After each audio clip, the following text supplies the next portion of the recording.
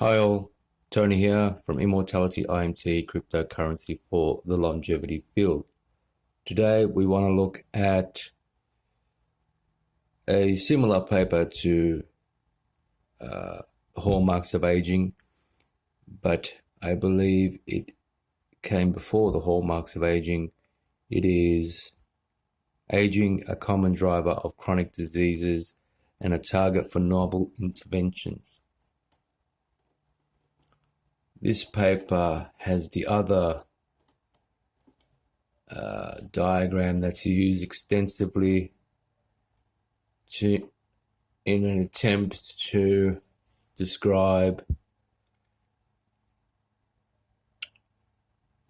how aging occurs in biology. There's that other paper. All right. Let's read the paper. Aging, a common driver of chronic disease and a target for novel interventions. The publisher's final edited version of this article is available in Cell. Let's look at the Cell version.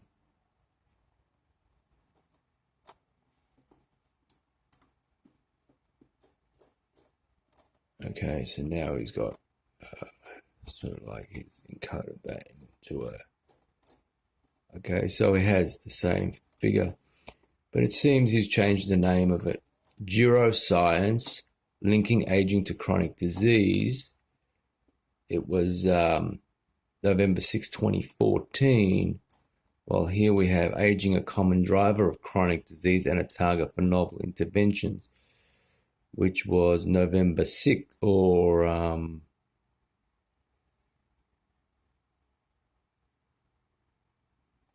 Cell Automate, available PMC 2016. It says the publisher's final edited version of this article is available in Cell. So I guess we'll just use the Cell version. Let's see what the first word is.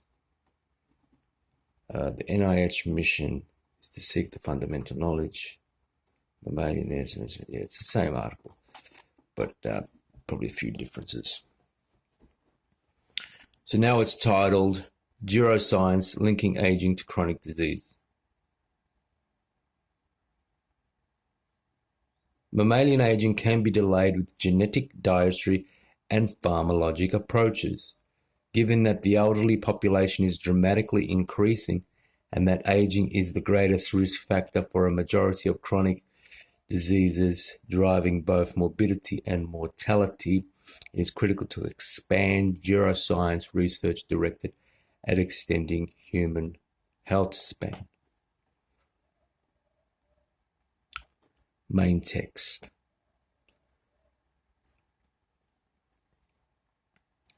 The National Institute of Health mission is to seek fundamental knowledge about the nature and behavior of living systems and the application of that knowledge to enhance health, lengthen life, and reduce illness and disability. NIH-funded research is structured to address the major diseases driving morbidity and mortality. Interrogating and developing therapeutics for one disease at a time has often been productive. Will, however, the success of this approach be sustainable for the chronic aging diseases such as neurodegenerative and metabolic syndromes, most cancers, and cardiovascular disease? So I'm enlightened by the fact that that the strategy is in question. Will the strategy work? Rather than, trying to find cash cow pills, but trying to judge whether the strategy will actually achieve a goal. Findings in the last few decades have made it impossible to ignore the integrative nature of human physiology. Pathologies thought to be disparate are now understood to be connected. This awareness raises the possibility that the stated goals in the NIH mission statement are best achieved by novel integrated approaches to health and disease, with the understanding that biological systems change with age. Basic aging research has always been intriguing, but until recently seemed to hold a few concrete solutions to advance health despite limited resources. The field recently erupted and now offers routes to achieve a new and ambitious goal: a substantial extension in health, life expectancy, or health span. The linchpin is that aging itself is the predominant risk factor for most diseases and conditions that limit health span. Moreover, interventions that extend lifespan in model organisms often delay or prevent many chronic diseases. This knowledge launched the era of Geroscience, which strives to understand how aging enables chronic disease and seeks to develop novel multi-disease preventative and therapeutic approaches.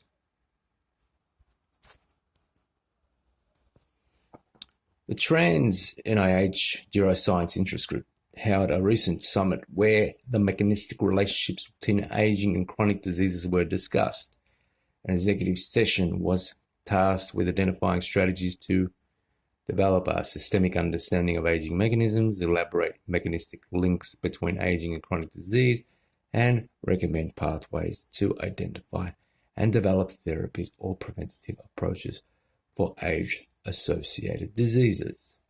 Here we describe the summit's conclusion, emphasizing the need for a concerted effort to understand the aging process and to exploit this knowledge to extend human health span.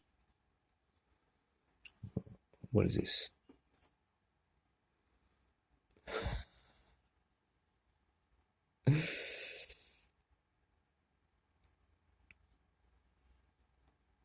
Is this the new logo? Download high-res image. It's not the best picture of it. What does it show? Genes here. Different genes, different age-related genes. All right. The pillars of aging. Attempts to decline the causes of aging have been impeded by the complexity of the phenotype coupled with the costs and duration of longevity studies. Recently, progress has accelerated, bringing geroscience to the forefront. First, invertebrate models have identified conserved molecular pathways impacting aging.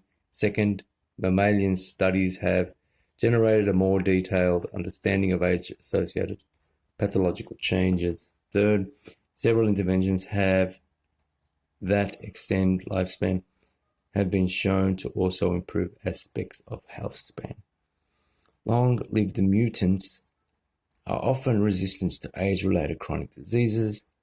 Finally and urgently, the global population is aging with looming dire economic and societal impacts. While life expectancy continues to rise, health span is not keeping pace because current disease treatment often decreases mortality without preventing or reversing the decline in overall health. Elders are sick longer, often coping with multiple chronic diseases simultaneously. Thus, there is an urgent need to extend health span. And the reality is, it likely happens to every person. Every person has an interest in devoting some time and resource into making potentially the last 30 years of their lives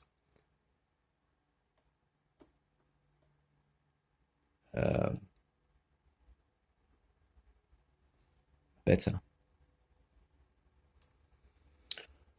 Key themes emerge regarding processes that promote aging, with recent reviews describing overlapping sets of 5 to 10 processes. 7 pillars were discussed at this recent summit. Figure 1. Well, this is a famous picture as well. I mean, one has 5, one has 7. Macromolecular damage, epigenetics, inflammation, adaptation to stress, proteostasis, stem cells, regeneration, metabolism. The other one has telomere attrition, and a few other ones.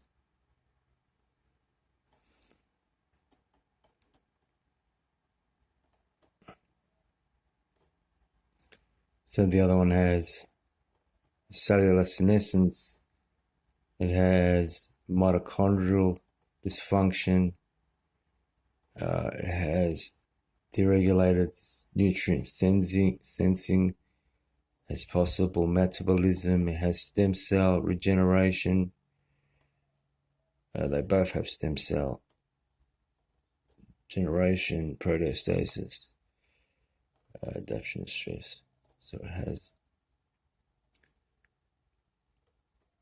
1, 2, 3, 4, 5, 6, 7, 8, 9. So it just has 2 lists. So it doesn't have the telomere attrition,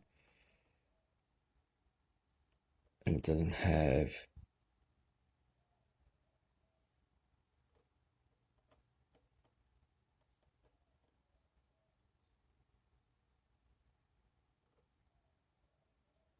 mitochondrial dysfunction. But I guess adaptation to stress would be altered intracellular communication. The stem cell one would be stem cell exhaustion versus stem cell regeneration. Metabolism as nutrient sensing,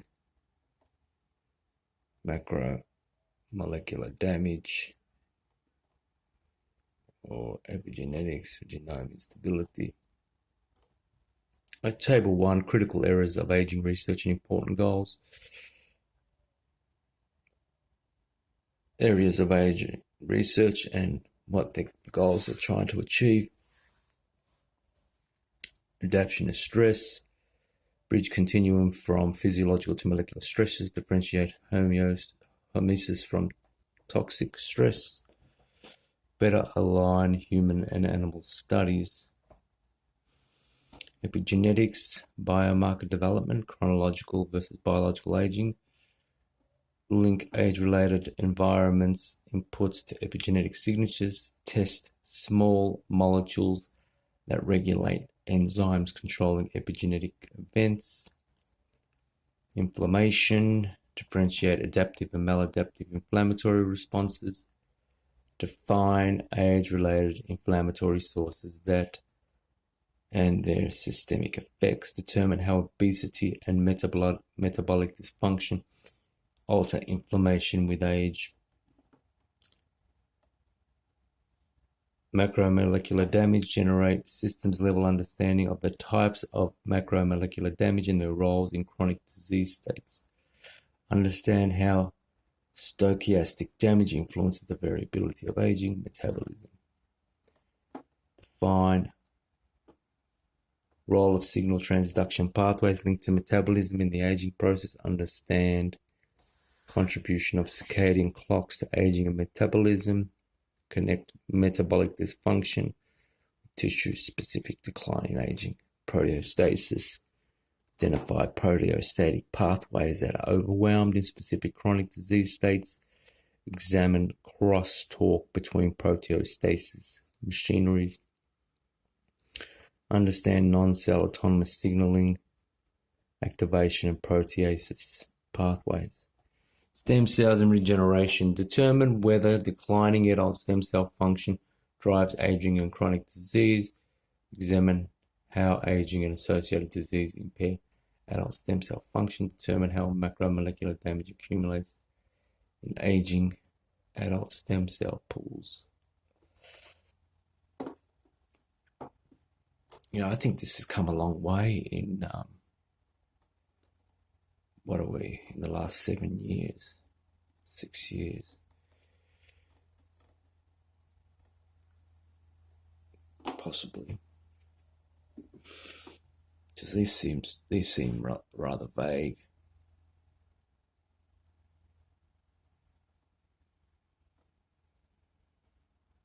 I mean, the only option you have, it's down to 2 options. You either avoid, that means you avoid the damage, or there is some repair mechanism that fixes it post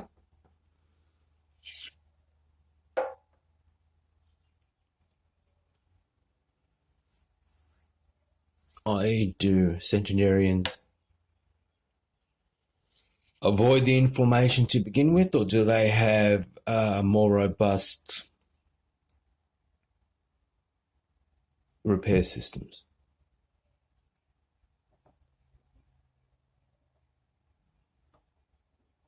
The only thing we know about centenarians basically is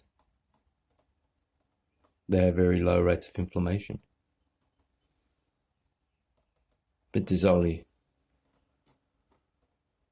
I don't know, how many things can you do? You know, how many things are possible in physics, in the physics of our reality? One is the damage is avoided to begin with, and the other is robust repair systems.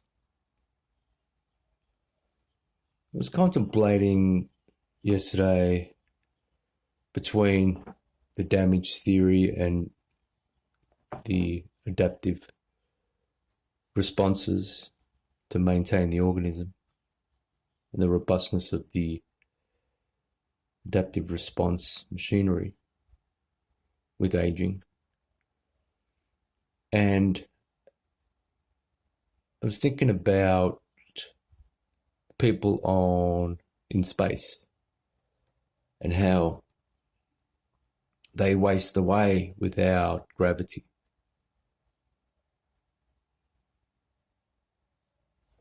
Now, I was wondering, you know, does that lead to disease, or are they perfectly okay to waste away in space without gravity, without that positive pressure that keeps the adaptive responses operating to maintain the organism? Because that whole thing would be incompatible with damage repair. Because even if the astronauts didn't receive damage,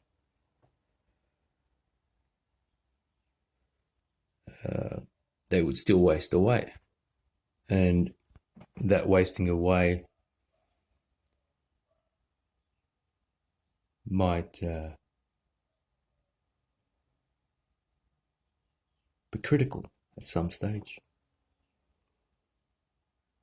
So, which, like, I don't know if they waste away into such fragility that their health is deteriorating because of it.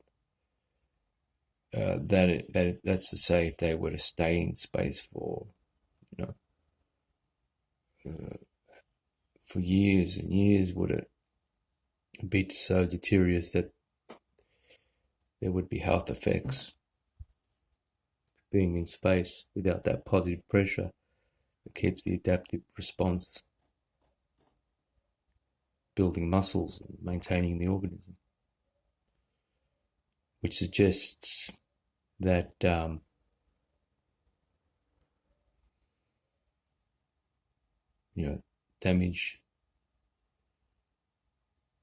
repair of damage is not as effective as robust adaptive responses. An aging research initiative. Collectively, chronic diseases comprise an aging research initiative. Collectively, chronic diseases comprise the majority of global disease burden and are the most common causes of mortality.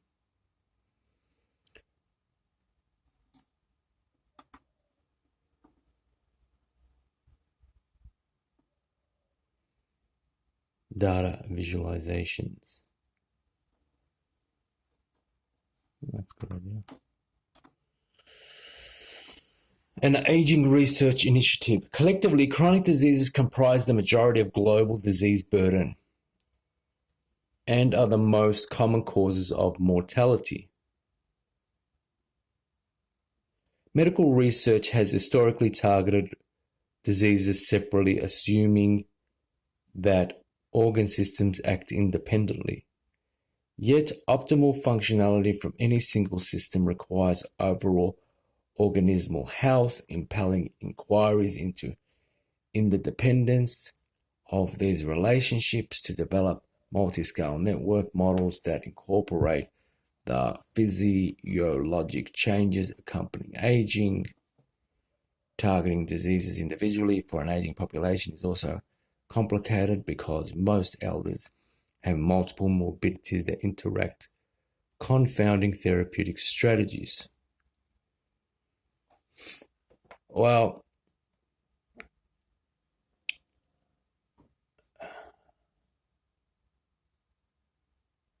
I don't know whether I should argue or not. At Immortality IMT, we don't believe that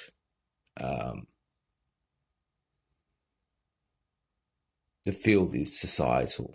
We believe that the field is for those that want to be involved in the field. And those that don't want to be involved in the field will go to the conventional medical system. But those that are involved in the field can receive the benefits of these processes. The reason why we say that is because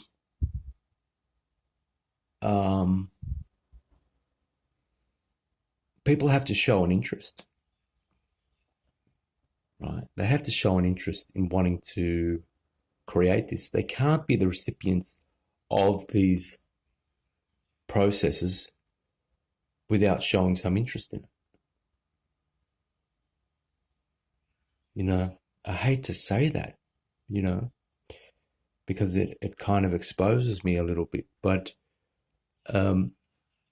they have to show that they want to be involved in the process of the whole arduous process of creating this field, emerging this field, bringing this field into existence. And their support is invaluable in bringing this field into existence. The field of longevity as a kind of mirror of the fitness industry, which is highly successful, and people have gravitated to it in large numbers. While there are still many people that ignore the health advice, right? I mean, some nations want to do it, you know, for our organization, I think that we just want to specialize on making the products as best as they can and specialize on investors as a private thing. But I don't think that's for everyone. I don't see how regenerative and age reversal, condition reversal has a place in the medical system. I see all of these radical theories about preventing aging, preventing disease, reversing disease as a separate field to the medical field. The hospitals, you know, the hospitals shouldn't be curing people.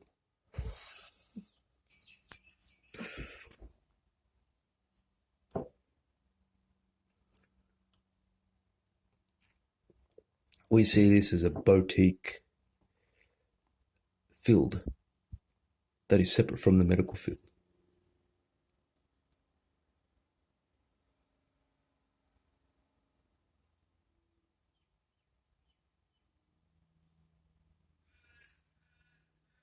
Both pharmacologically and clinically.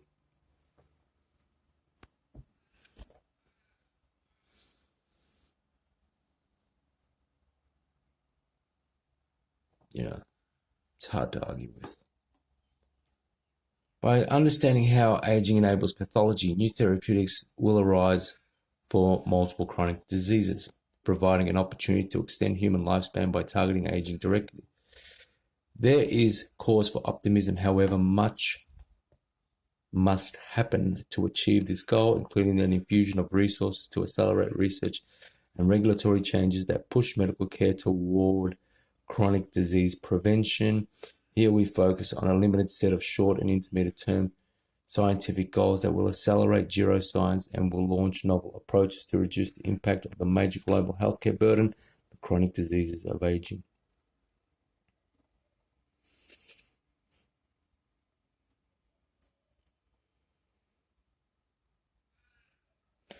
Merge geroscience with research on human chronic disease states. The mouse has emerged as the primary mammalian model to understand aging and disease. Although mice develop only some pathologies approximating human aging, other pathologies can be modeled through transgenic or genome editing approaches. There are, however, concerns about the validity of mouse models, as preclinical studies often identify therapeutics that fail in humans. Given that mouse studies provide much of the evidence for delayed aging, pro-longevity interventions that extend health span may also not achieve human validation.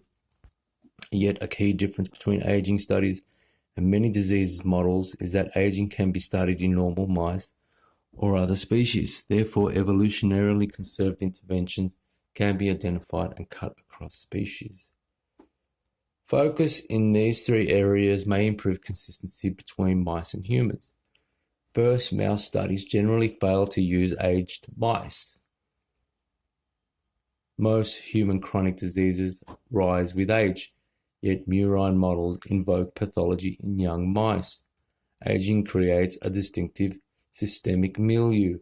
Drugs that show efficacy in the young might not work in the aged. Therefore, aging should be incorporated into animal chronic disease models, a recommendation increasing time and cost, but also like yielding results that will translate more accurately to humans and will thus provide long-term savings. The second goal is to employ, whenever possible, genetically outbred lines to introduce natural population variation, better mimicking human diversity. Third is to incorporate mild stress into mouse studies to more accurately reflect the human condition. These stresses should include low-level chronic stress, including psychological sources. Many animal studies use acute stresses that are not experienced by humans. It will also be essential to distinguish stresses that induce a hormetic response, protecting from the latter acute stress from those unconditionally deleterious. Though aging promotes disease, new findings suggest the reciprocal may also be true. Diseases and or their treatments may accelerating aging pathologies. For instance, long-term cytomegalovirus infection can induce chronic inflammation and exhaust the adaptive immune response, accelerating unrelated age-related associated pathologies.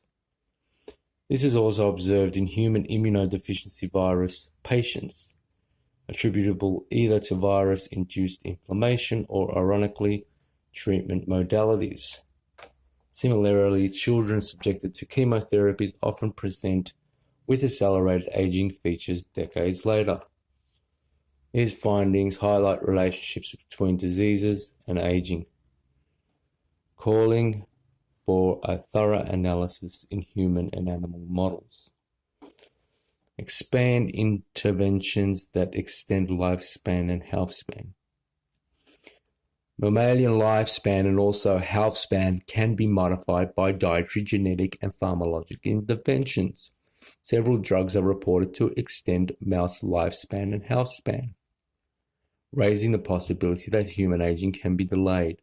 Although obstacles exist, the repertoire of aging intervention should be greatly expanded. For instance, dietary restriction is long known to extend rodent lifespan, though not easily adapted to humans. Understanding links between diet and aging, as well as approaches like intermittent fasting, may yield practical strategies. Moreover, given that different mouse strains respond variably to dietary restriction, it may be necessary to design personalized diets, optimize health span based on individual genetics and lifestyle.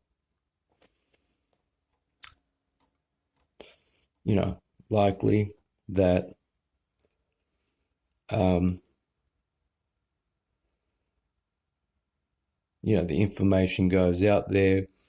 It's under the banner of longevity and sort of suck people into the field. And once they're in the field, then, that's life. That's the new normal now. You're part of the longevity movement. And then for us, we have to provide them with the barium of how they can exist within the industry, in the field. The role of the microbiome in response to diet and aging also requires elaboration. Preliminary data suggests that the gut microbiome changes dramatically with age, although causes and effects remain undetermined. This area is particularly important for understanding obesity and metabolic diseases. In addition, it should be determined whether altering the microbiome offsets features of aging. Though early, the therapeutic hurdles to altering the gut microbiome may be more easily surmountable than those using standard pharmacology. Exciting findings have demonstrated that aging in rodents can be accelerated, stalled, or reversed simply by altering the systemic environment. These findings were initially spotlighted by heterochronic parabiosis experiments in which the circulation of old and young mice was coupled. More recent findings from multiple labs now indicate the hallmarks of aging can be modulated by circulatory factors, which are beginning to be identified. This growing line of inquiry may offer tractable routes to extend lifespan. And let's not forget disruption of the signaling system that may also extend lifespan. It's not by adding something in; it's by taking something out. And that is, if the SASP can't be communicated, then the other cells don't form those epigenetic changes, and then there's a stop. So if you filter the blood of signaling signals, that might also provide some kind of health benefit, because it disrupts the signaling system, and cells that aren't in that state might just say, hey, you know what, I feel fine now.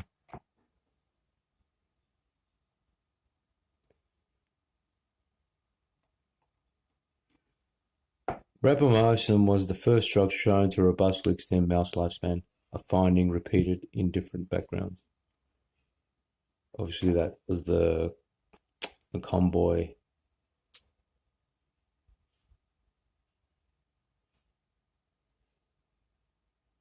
paper that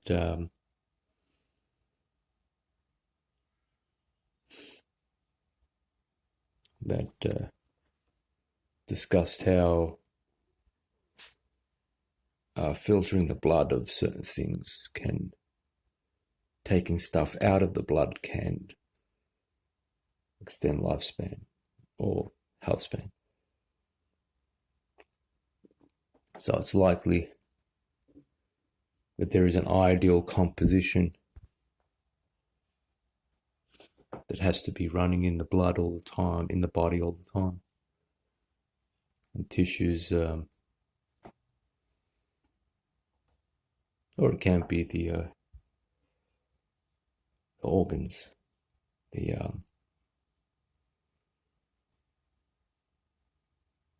good organs,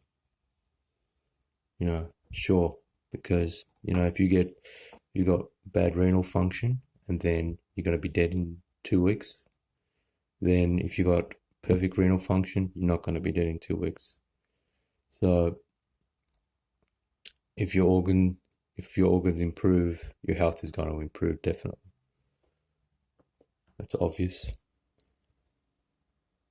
Yeah, but it's overlooked. You're doing this, you're doing that, you're pharmacologist, but what about the health of the actual organ? What about your kidney health? And they pump this stuff through your body, and now your organs, your kidneys are improving in their function, or that's obviously got to be a health effect.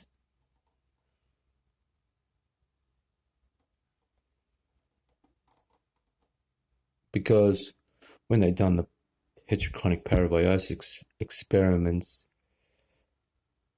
they had to decide whether it was the blood or whether it was the young organs that provided the effects. And I think it was determined that the organs were what provided the health benefits, and not the blood. That the young organs were doing a better job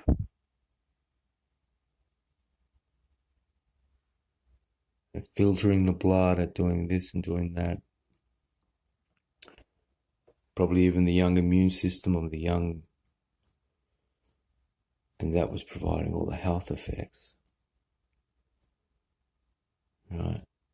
Rather than finding a molecule in the blood which is suspicious of wanting to put something in a bottle and sell it as a drug, which is suspicious that that's driving the science rather than there actually being a scientific reason to find a molecule. It's the economics driving the science rather than the science just being science and then trying to work with the science to generate a therapy or a structure for a therapy, while still staying true to the science. So rapamycin was the first drug shown to robustly extend mouse lifespan, a finding repeated in different backgrounds. It also increases health span in most studies and is protective in many age-related disease models. Other drugs, including metformin and arquebus, also extend mouse lifespan. Continued efforts should be directed at identifying and optimizing new molecules with these properties and understanding those already identified. Ultimately, drug combinations may be optimal. Further, many aging drugs approved for a single chronic disease, metformin, rapamycin, may have efficacy because they target basic aspects of aging. Therefore, a thorough analysis of drugs clinically approved in chronic diseases should be performed to identify those with potential to increase health span. Now, I think they've identified some 2,000 molecules that have been shown to varying degrees to have some effect. And then there's thousands of other molecules that are that do something local, like, like ISRIB, or a molecule that seems to just slow aging, or stop the loss of bone density, but doesn't have a systemic effect on health span or lifespan. So, I mean, there's a slew of drugs out there now, but the problem is we don't have any access to any of those drugs. We don't even have access to rapamycin.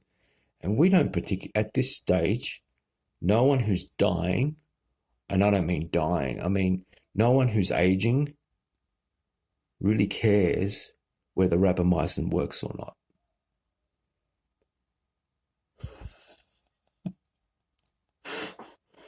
Like, it is so guarded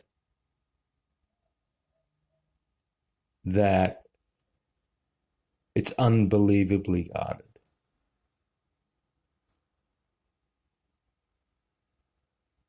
Like, it's guarded so much that you think that if you took it, you'd die. Okay? It's like they're guarding literally, a poison or something.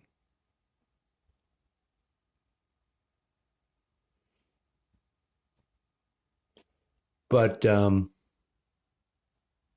so we think at Immortality IMT, we think, it's only going to take a little appointment with the doctor and say, you want to take rapamycin for aging, and just getting that approved off label. But the study would have to be done on, safe doses and an optimal dosage for effect. The Geroscience says 5 milligrams once a week. But not much else. So I think these therapies they're too guarded. Personally, I wouldn't take metformin, because if you don't have type 2 diabetes or any form of diabetes, it's been shown that it doesn't have any effect. It's actually deleterious to health, especially if you're exercising. But what is effect now is, the lowering of the blood sugar, definitely one. The autophagy effect, 2. And thirdly, the anti-inflammatory, 3. Those 3 areas. And it's about the cleanest drugs in those 3 areas, or the safest drugs in those 3 areas. And could be other ones. I hope there's other ones. I hope somebody comes out with something else, something to do with stem cells, maybe that CD34 inhibitor or whatever it was. And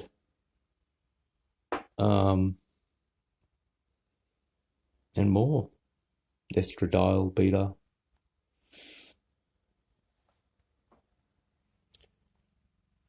And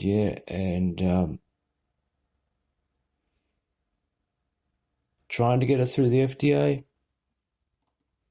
I don't think so. I don't think our field is like that. I think that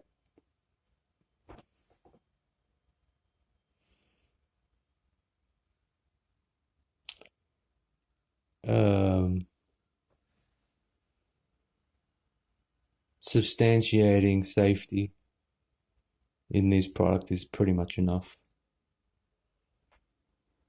Either through a telemedicine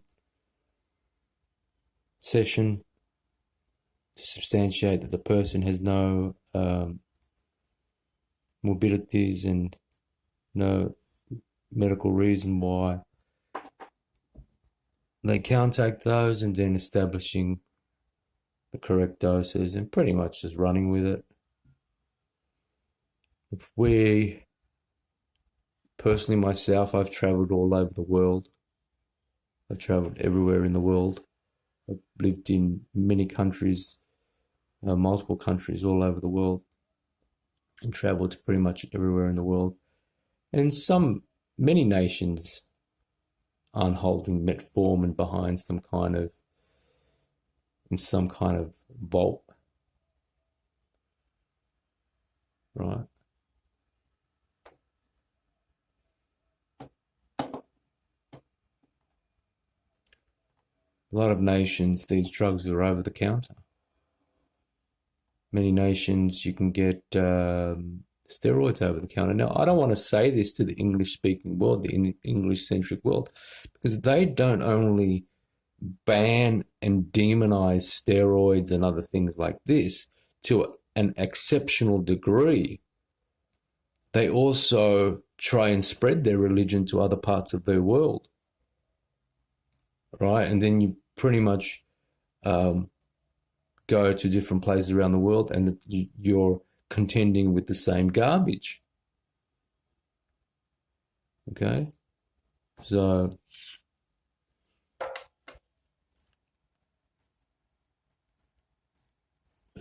I really have to keep it a secret that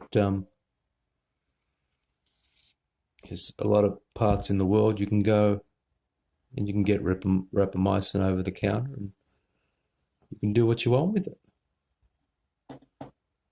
They don't have drug problems.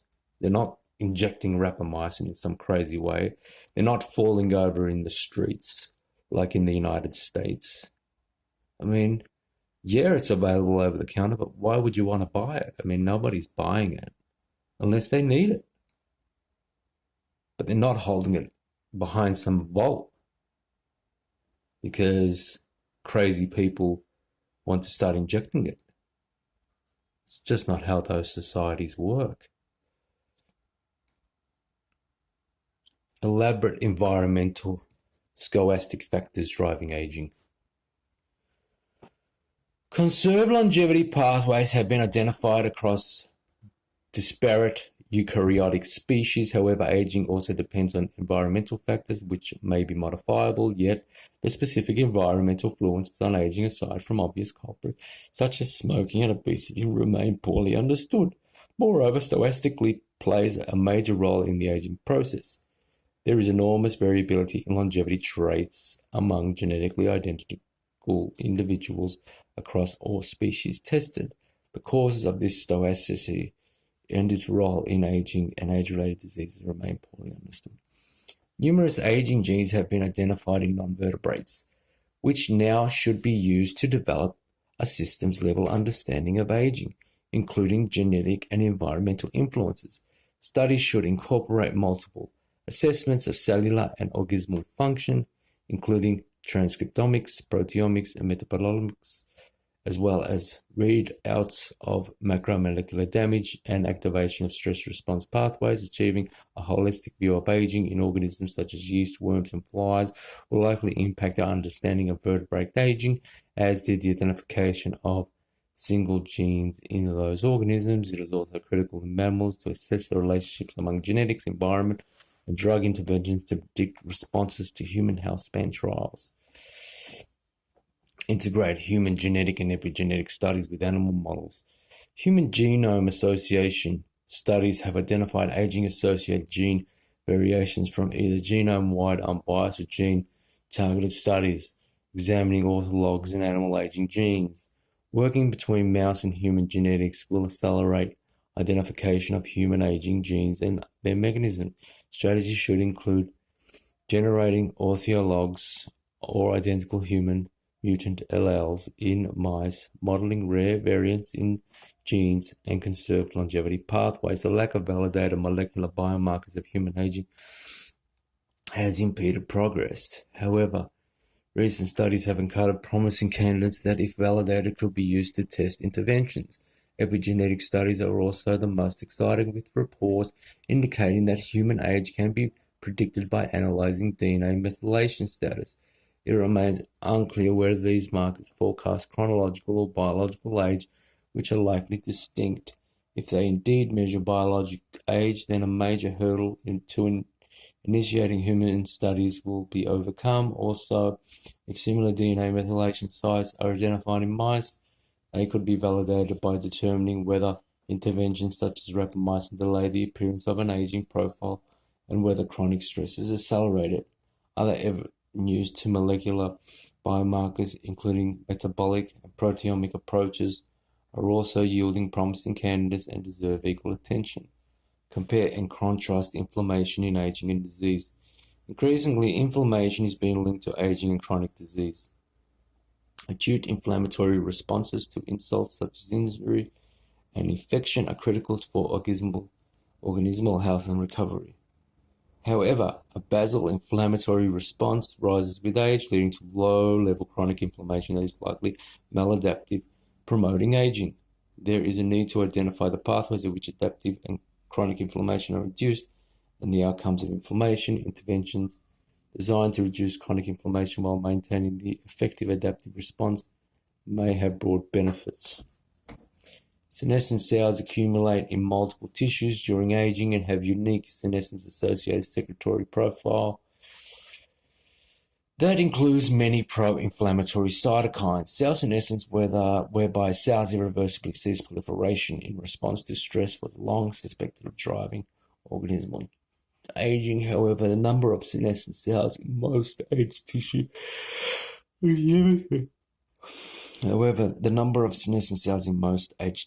limited. The SASP potentially explains how a few senescent cells can have broad adverse effects by secreting pro-inflammatory factors with autocrine, paracrine, and endocrine activities. It is important to understand that in vivo consequences of senescent cells and identify interventional strategies that may mitigate their effects. Recent genetic strategies to be able to ablate senescent cells in mice set the stage for determining to what extent they drive aspects of normal aging. Again, any so-called senolytics, there's a dark area there. What is it? How effective is it? Is it really removing senescent cells? Is it really removing all the senescent cells? Do we really want to remove all the senescent cells? But most of all, any senolytics are guarded. We haven't got access to those either. Metabolic dysregulation accompanies aging and is exacerbated by chronic disease such as type 2 diabetes. Among the critical questions to be addressed on how overnutrition and obesity affect the aging metabolome, whether pro-longevity interventions suppress the age-related metabolic dysfunction, and how these interventions act in individuals with type 2 diabetes.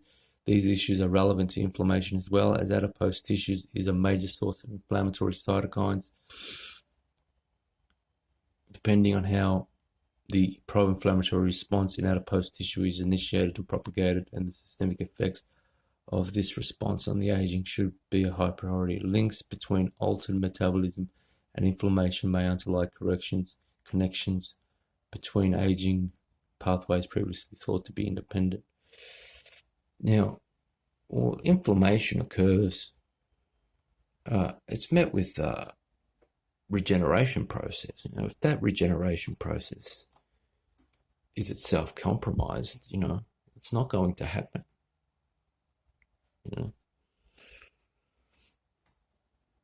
So there has to be work around the decline in the regenerative system, which is observed when in the rates of healing. Develop new animal models of aging. Though yeast, worms, flies, and mice have been powerhouse aging models, there are fundamental gaps in the knowledge they provide. Understanding the diversity of biological processes that can accelerate or protect against age-related decline is critical and is best achieved by investment in new model organisms that accumulate other aspects of aging. A major limitation in aging research is the lack of primate and other vertebrate models for clinical testing. Primates, often rhesus monkeys, are intermediate between rodents and clinical trials in humans. However, rhesus monkeys live 3 to 4 decades, making aging studies long and expensive. One solution is to develop a second primate model, the marmoset, whose lifespan is much shorter. Other short-lived vertebrates, such as the African killfish, may be useful for the same reason. Aging and diseases studies can be performed more rapidly than current counterparts like zebrafish and mice. Although human genetic data on aging and age-related diseases is exploding, the speed of hypothesis testing its current vertebrate models is lagging, and a short-lived vertebrate may provide a solution. Another model to consider is dogs, which live in their owner's environment, are well understood and with regard to aging and disease, and comprise a wide range of pedigrees providing genetic diversity. Finding strategies to extend health span in dogs may be an excellent prelude to achieving the same goals in humans. That area is sought because any interventions bypass the FDA. And so there is a prospect that they build an industry of life extension for dogs with owners who love their dog.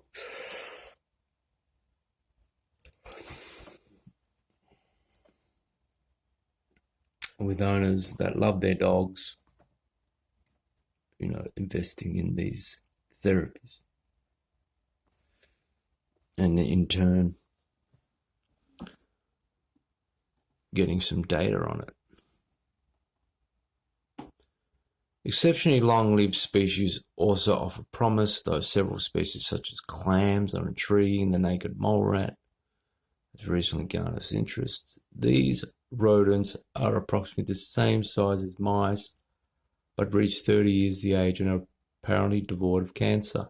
Comparative studies in genome sequences have suggested possible mechanisms that underlie their extreme longevity. One particularly informative research path may be to engineer naked mole rat longevity mechanisms into mice. Well, the naked mole rats, aren't the people trying to do that? They're trying to add genes into dogs. George Church trying to add genes into dogs that are supposed to. Conclusions. The goal of slowing aging has fascinated humankind for millennia, but has only recently received credibility. Recent findings that aging can be delayed in mammals raise the possibility of prolonging human health span. There is near consensus among aging researchers that this is possible, but only if resources are available to accomplish goals in areas ranging from basic biology to translational medicine. Here we list a set of important areas of future endeavor that aim to identify the proximal causes of aging, the mechanism by which aging enables disease, and the broad set of interventional strategies for human testing. The current approach to treating chronic diseases is inadequate and fragmentary. By the time chronic diseases are diagnosed, much damage is done, and undoing it is difficult, although understanding the unique features of any disease is laudatory and is potentially a therapeutic value. Approaches to understand a common cause, aging, will be uniquely important. If we can understand how aging enables disease, it may be possible, even easier, to target this common component of disease. Targeting aging may allow early interventions and damage avoidance, maintaining vigor and actively offsetting economic burdens of the burgeoning aging population hampered by multiple chronic diseases.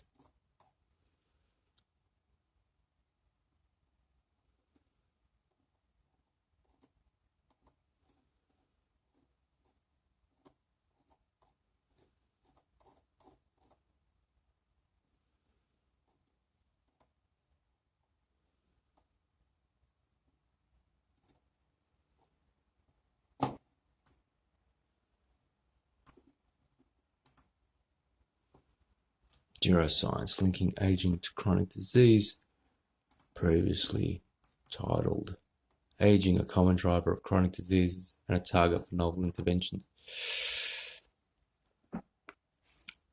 So that was Tony from Immortality IMT Cryptocurrency for the longevity field. Thank you very much.